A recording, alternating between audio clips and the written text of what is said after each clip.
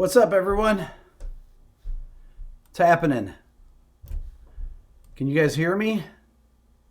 If you can, say yes. Okay, we're going to talk about key centers today. Before I start, discount code for today is RB105. Anything in my store, if you want to support the channel, but the Beato book, which only comes in PDF, we're actually going to talk about how to figure out what key you're in. Okay, I have this whole, starting around page 32 or so, talking about how to analyze key centers. Okay, so it'll tell you, when you change keys. It'll tell you how to figure out really quickly when you change keys. Well, I'm actually going to tell you all this right now. We're going to learn this really fast. Because there's a few different ways to talk about keys. Because sometimes you have keys where the tonic is not, is a mode, like Mixolydian, things like that. Or it could be Aeolian, which would be natural minor. It could be Phrygian. But we're going to start out by how to quickly identify key centers. We'll take it with a little bit more of a complex progression.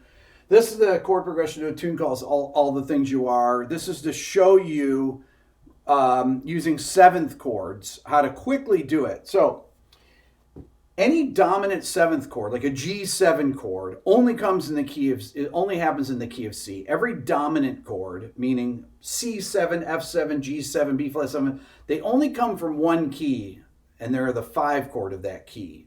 So if you can quickly identify those, and I usually will go through and circle those, and then look on either side of it and trace it either forward or backwards and see how many other chords belong to that key, you can figure out the key center really fast. By the way, okay, discount code RB105, it's 35% off. I think I might have said 30% off.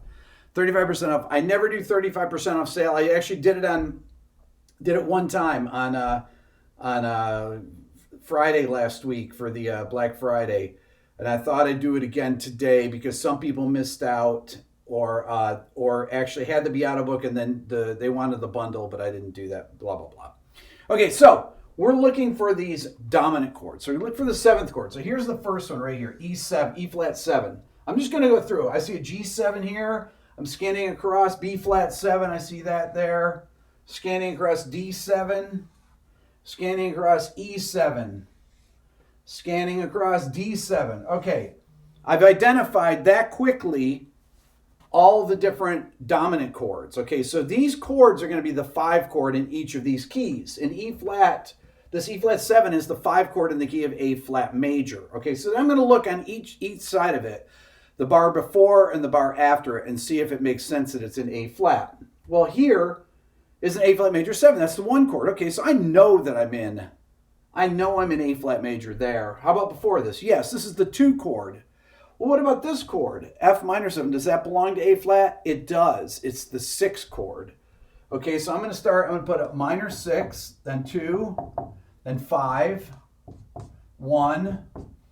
You would actually have minor 7. You don't need to for this. This would be dominant 7. This would be 1 major 7. It just gets a little confusing. What about this D flat major 7? Well, D flat is in the key, and D flat major 7 is actually the 4 chord in the key of A flat, okay? Major 7.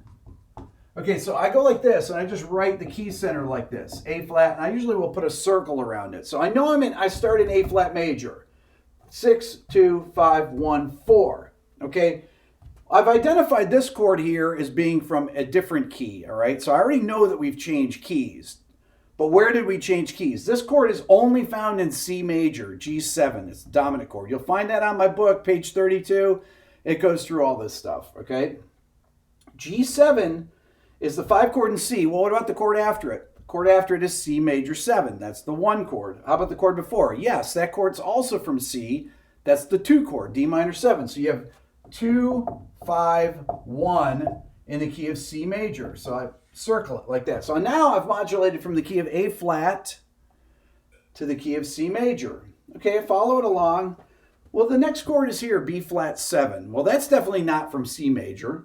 So then I look again on either side of it. I go to this side and see if it's resolved to E flat, which it does. Okay, so I'm in E flat major because B flat 7, once again, only comes from the key of E flat major. It's the 5 chord. Regular 7th chords, dominant 7th chords, only come from one key. Okay, what about the chord before? Yes, that comes from E flat also. That's the 2 chord. What about the chord before? Yes, that's the 6th chord. So we're in E flat major here. And once again, we have the same chord progression. Whoops. 6, 2, 5. This is 1. And this is 4. Okay, so it's the same pattern as here, which you always want to look for patterns in music. Okay, 6, 2, 5, 1, 4 in the key of A flat. Then 2, 5, 1 in C. And then 6, 2, 5, 1, 4 in the key of E flat. But then we have another different chord from a different key, D7. D7 is only found in the key of G major. That's it. It's not found in C major. It's not found in F major. It's only found in G major. Okay, this is the 5 chord of G major. So you already know. You can just say 5 right there. Resolves to the 1. This chord here is the 2 chord in G major. Okay, so you're in G major right there. Okay, boom. So I have a 2, 5, 1 G major. So I've definitely modulated from the key of E flat to the key of G major. Well, here we have this thing. This is a little confusing. B minor 7 is in the key of G major. It's the 3 chord. But this E7 does not belong to that. That's going to be the 5 chord of A major. But here it's resolving to A minor. Okay? This is a secondary dominant. This is a 5 of 2. Resolving to the 2 chord here. The A minor 7 is the 2 chord, okay? 5 of 2. Going to the 5 chord, going to the 1 chord. Okay, let's talk about that 5 of 2 there and why it sounds like that. The reason that you use secondary dominant chords is because it gives the chord that comes after it a little bit more oomph, if you will, okay? So if I have this chord progression here, so I've got 2, 5, 1, and then 3, 6, but secondary dominant. That's 5, 7 of 2.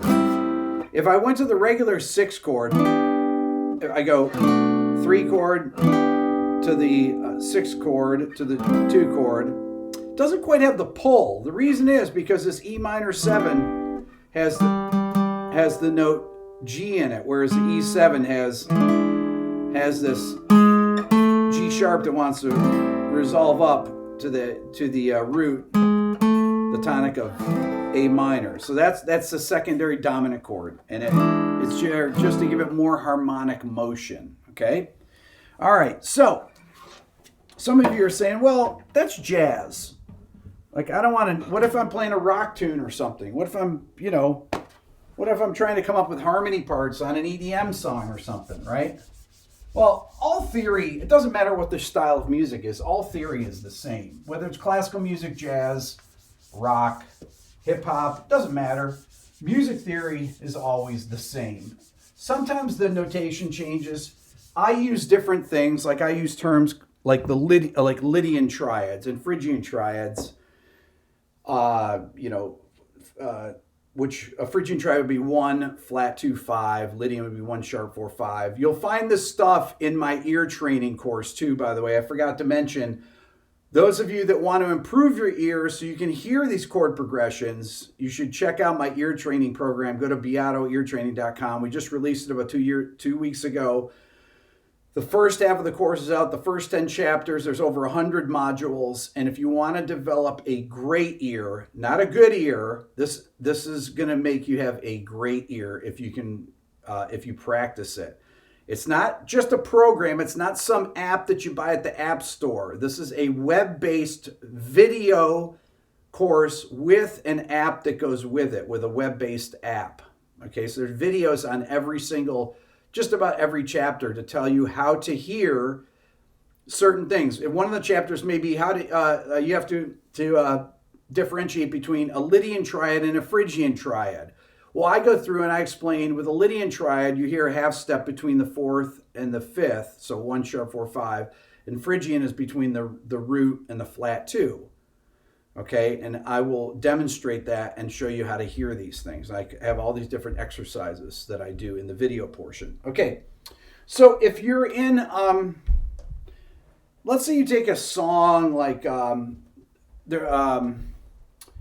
Peter Frampton, do you feel like we do? Okay, this is great because it has a great chord progression. What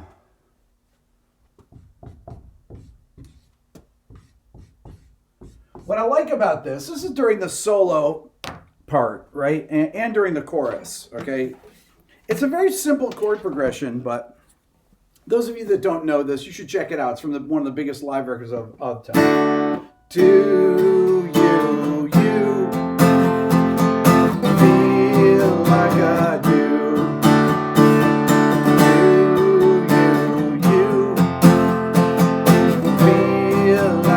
do. Okay, well, you can tell the D to F, or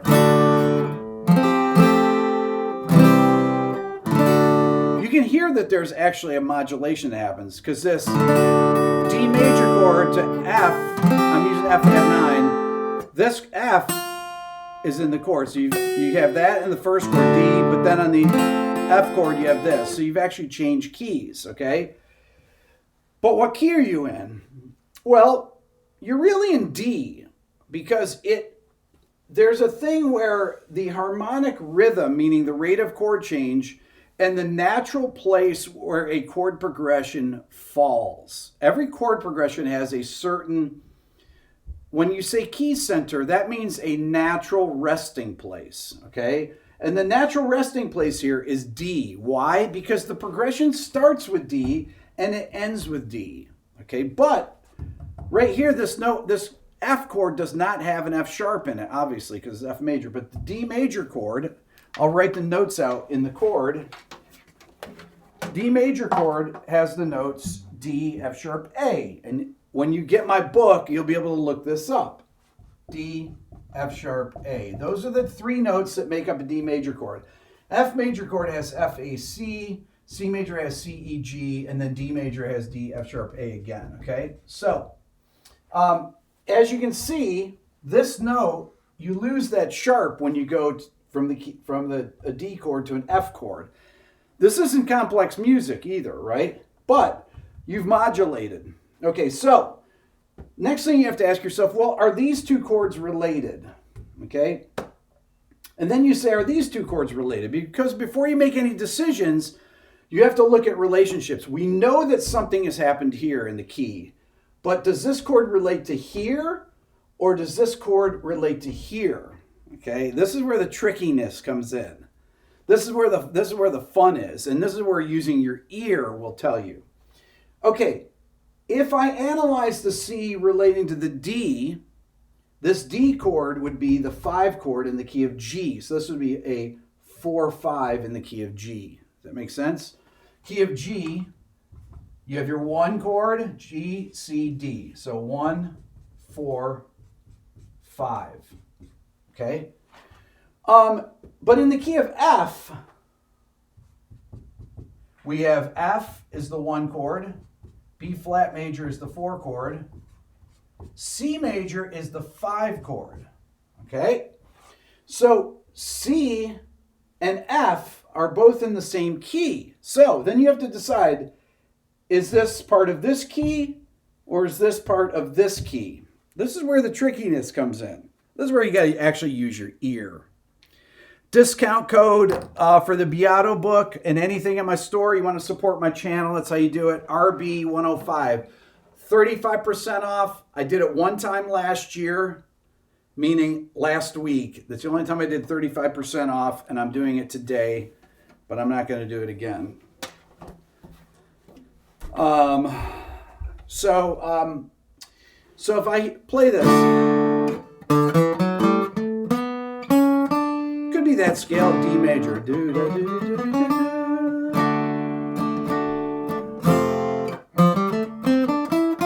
I played F major there.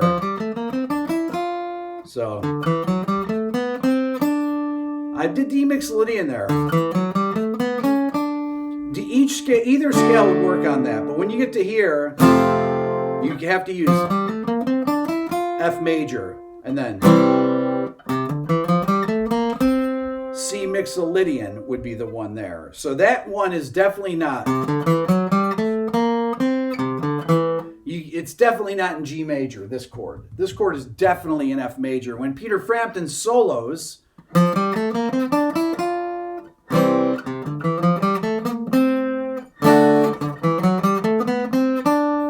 okay, he definitely is hearing a Mixolydian sound here, so a 5 chord, so you're going key of F major. You're in D, so I go like that. Then you're in F for these chords, so you have the 1 chord and the 5 chord, and then you're back to D. But that D does not tell you whether you're in D major or D Mixolydian. D Mixolydian would be the 5 chord in the key of G. Now, in this instance, you're in D Mixolydian. Why? I'll tell you why. Because the two keys, the key of F and the key of G are more closely related than the key of the key of F and the key of D major. Okay, this is a little. This is where people kind of get lost in music theory here, but follow me on this. The key of F, okay, and the key of G and the key of D are related like this. F has 1 flat. G has 1 sharp. D has 2 sharps. So what you've done here, you're actually further away in the key of D from the key of F than the key of G. And the way you know that is by memorizing your circle of fifths. Okay? We say things like sharp and flat direction, right? So if you're going around that wheel on the circle of fifths, so if I go like this, make a circle, I start at C, I just make a clock. I don't have to fill it all in because we're going to be here. It's key of C, key of G, key of D, key of F, okay? This is 0 sharps or flats, is 1 sharp, 2 sharps, and 1 flat. Okay, that's all we need of the circle of fifths, it's just that. Well, F major is closer to G major, okay? That's why this is D Mixolydian, because D Mixolydian is in G major. It's the 5 chord of G major. Then it is from F to D major. D major doesn't sound as good because we've added the note C sharp, which is not in this chord. And what you don't want to do, you want to have as many notes in common when you're improvising or writing a melody. Does that make sense? That is really the, that, it looks like a tube schematic. Somebody said, that's pretty good. I like that. I like that. It's not really like a tube schematic. This is very, very simple stuff here. It's simple once you've memorized it. You want to just find as many common notes. You want to find the keys that have as many common notes as possible. It sounds best to the ear. They sound closest. This is actually a great example because this is actually very confusing. Most people, if you listen to what Peter Frampton plays, he plays modally over that. He actually plays D Mixolydian, then he plays F major, C major, then back to D Mixolydian. And you'll hear him on his, when he's soloing, he will, he's playing. When he goes to F major,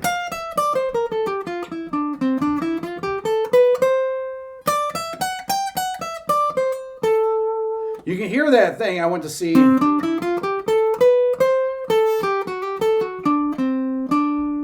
right, you hear, I went back to D major, I went to C.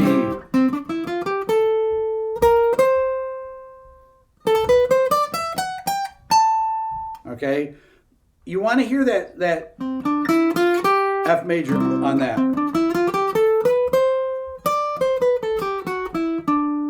Okay. Once again, this is all done with the ear, but there are rules with these things that are really easy to find.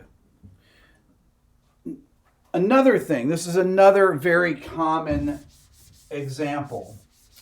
When you have any 2 major chords that are a step apart, okay? When I say a step apart, F and G. F, G. Those are a step apart. They're always going to be the 4 and 5 chords of a major key, okay? They can't be from a minor key too, right? You could have A minor, F, G, A minor. That could be from the key of A minor also. But let's say you have, we're going to do this, C major, A minor. This is going to be the 4 chord and the 5 chord of C major, okay? So this is the 1 chord, this is the 6 chord. This is your most common pop progression, pop music progression, country music, everything. Anytime 2 major chords are a whole step apart, once again, I'm going to repeat it. It tells you what key it's in. If I have C and D, we already did that. That's going to be the 4 chord and 5 chord of G major. Now, they don't have to work in that order, right? They can be in this order. A major, G major, okay? They're a whole step apart, but it's reversed. Well, this is going to be the 4 chord. This is going to be the 5 chord, okay? This is the 5 chord in D major. So I could have D, A, G. I could have B minor. Or I could have F. I could have B minor. B minor is fine. B minor. Okay, and that would be the 6 chord in the key of D major. So you're in D. 1 chord. This is a 1, 5, 4, 6 chord progression, okay? So that's always a dead giveaway. Anytime 2 chords are a whole step apart, they can be in any order. They are going to be the 4 and 5 chord in the key. Now, if I reverse these 2 chords, I put the G here and I put the B minor here. Once again, you want to look for patterns for chords that are a whole step apart. Even if they're a couple bars apart, A and G, okay? I'm going to do the same thing and see if it works out. 4 or 5, 4. Then I'll say, well, what chord is this? If this is a 4 chord in D major and this is the 5 chord, what would that be? Well, that's a 6 chord. What about this? Well, obviously that's the 1 chord, okay? And when you hear songs that have progressions like that, you can tell. If I have a...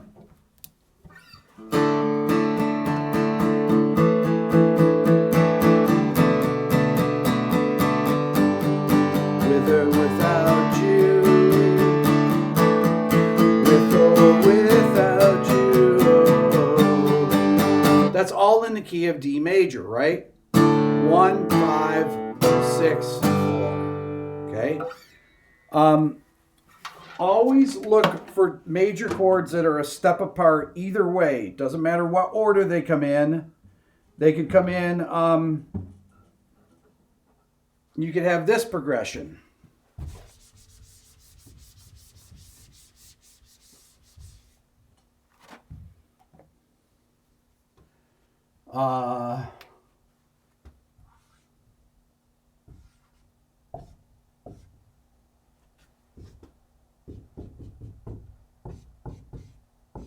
C, G, E minor, D, okay?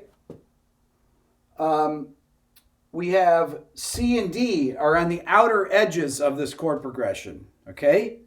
So I'm going to say, let's see if that's 4 and 5. 4, 5. Well, if this is 5, it's the 5 of the key of G major. What is this chord? That's the 1 chord. What is this chord in the key of G? That's the 6 chord, okay? Anytime you have this, even if you're not starting on the tonic, it doesn't matter. Always look for 2 major chords a whole step apart, okay?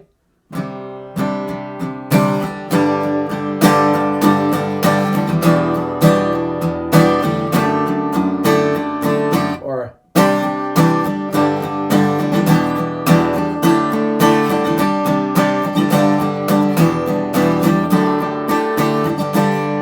okay, there's your chord progression. That's a 4, 1, 6, 5.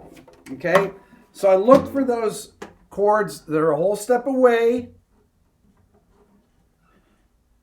Look to see if they were the 4 and 5 chords of the particular key, the parent key, which they were, anytime you find this, they're always going to be the 4 and 5 chords. You can have minor keys, and if they're minor keys, okay, see we're in the key of A minor. I'm just going to write out the notes in A minor, and you're going to see where the 2 major chords lie. A, B, C, D, E, F, G. Okay, that's the A minor scale. A minor, key of A minor, all right? A minor, B diminished, C major, D minor, E minor, F major, G major. Okay, this is 1, 2 diminished, 3 major, 4 minor, 5 minor, 6 major, 7 major. Okay? So the 6 and 7 chords are where the whole step major chords are in a minor key.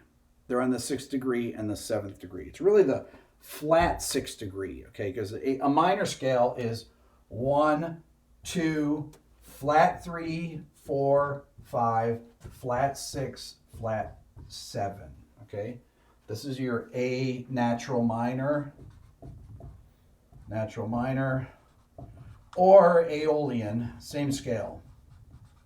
Aeolian and natural minor are the same scale. Okay. In order to hear these things, in the ear training course, I have a whole section on hearing chord progressions, and it tests you on hearing diatonic chord progressions, then chord progressions with secondary dominant chords, chord progressions with secondary diminished 7th chords. But the first test is can you tell what the chords you're hearing are? What is the chord pattern? If you're in Nashville and you're a session leader on a session, it's your job to listen to the demo and immediately write out a chart using Nashville numbering system. Nashville numbering system is the Roman numeral system, okay? You have to immediately say, okay, that's a 3, 6, 2, 5, 1 in the key of C major, whatever it might be, okay? So, then you say to yourself, okay, well, 3 chord, that's E minor, A minor, D minor, G major. You immediately do that. You hear that, say, oh, that's 3, 6, 2, 5. Okay, I got that. And then it goes to 1. So your ability to be able to do that, to be able to identify these things by ear is incredibly, incredibly important, especially for soloing, for arrangements, everything. The ear training course, go to beatoeartraining.com. Check out the intro video. It'll tell you a lot about it. Beato book, page 32 begins this. It actually really begins earlier because it begins with the circle of fifths. Because you have to know, and there's no shortcut for this. You have to know how many sharps or flats are in every key. That's it. I mean, that is just a memorized thing that everyone needs to know. And like I said, no shortcuts with it.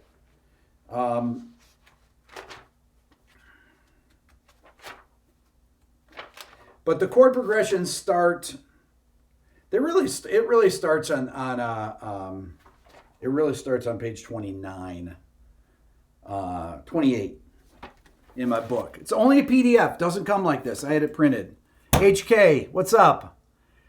How do you see the C sharp note in Page's lead break in Zeppelin's Thank You over those D chords? Okay, that's a great question. So just because there are these rules doesn't mean that there aren't times when you play different things, right? I'm just saying that for the most part, these are the things that typically sound good. I could play on the F to G chord in that Frampton thing. You could use F major to C mix, or you could use F Lydian to C major, and they would both be correct, okay?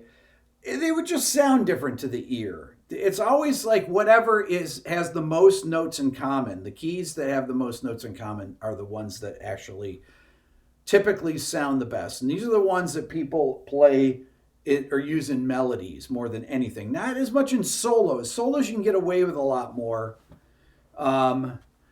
Thank You, by the way, is one of my favorite songs of all time. The transition from a verse to the chorus is unbelievably good. And one of my favorite covers ever is Tori Amos's cover of Thank You. If anybody ever heard that, you should check it out. She did it way back in 1992, and it's just solo piano and voice, and it's phenomenal. The way that she puts the John Paul Jones organ part, and she creates this beautiful arrangement on the piano, and it just works so well as a solo piano and voice cover. I mean, it's unbelievable. Love Thank You. Love it. Okay, so I think that we're cool here. RB 105, 35% off. If you want to get the Beato book, it's only going to be for the next 24 hours. If you want to get my book, this is a great time. If you want to get a coffee mug that shows you all the scales, I have all the modes of the major scale, melodic minor scale, harmonic minor scale, harmonic major scale, and double harmonic major scale. Buy a mug. Oh, I have a circle of fifths mug too. So that's really what you do. You want to learn your you want to learn your you're saying, you know what, I really want to memorize a circle of fifths. Well, when you're drinking your coffee to get your buzz in the morning, get going, you can be looking at drinking your coffee and then looking at your circle of fifths, and you're going like, okay, C, G, D, A, E, B, F sharp, D flat, A flat, E flat, B flat, F. Okay, 1 sharp, 2 sharp. All right, I got it. And then you just memorize it. There you go. You guys are the best. Billy, any questions that I missed? Thank you for the super chats. You guys are phenomenal. Love it. Check out my Jonas Brothers video, my funk video. It didn't get as many views as I would have hoped. It's a great video that talks once again about modern production. It's not about the Jonas Brothers, but it's a comparison between the Jonas Brothers and James Brown, which was brought on by some New York Times guy, some college professor that was talking about how this drum break is really funky in the Jonas Brothers. And when I heard it, it's totally quantized, so it sounds like a drum machine, because it is a drum machine once you quantize it. Anyways, that's what that video is about. Check that out. Go back, rewind this video if you need to, or get the Beato book, RB 105. You guys are awesome. Have a great rest of your Saturday. We will talk later. Bye.